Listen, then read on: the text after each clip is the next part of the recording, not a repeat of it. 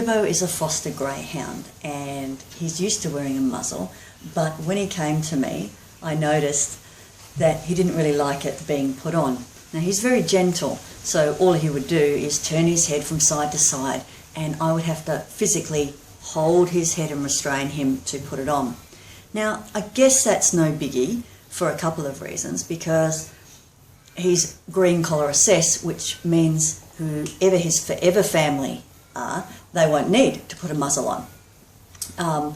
And he didn't object too much, like he didn't struggle, he didn't whine, so I didn't have to forcibly restrain him with too much force.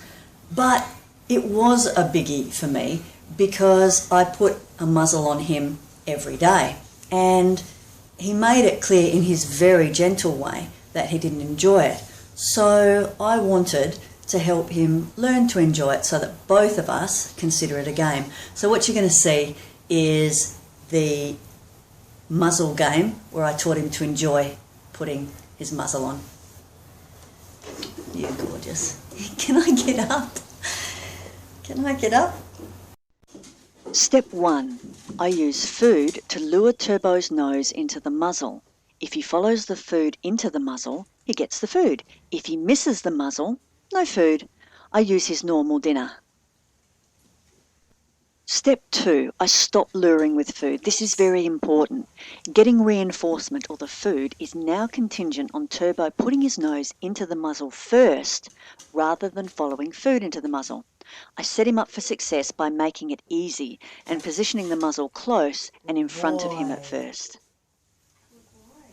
Step 3. I make it harder by moving the muzzle rather than placing it right in front of him.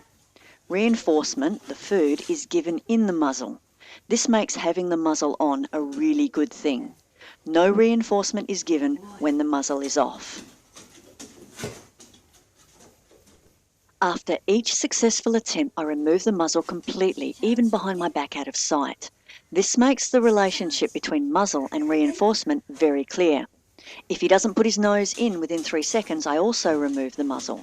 The lack of reinforcement lets him know he didn't do the desired behaviour.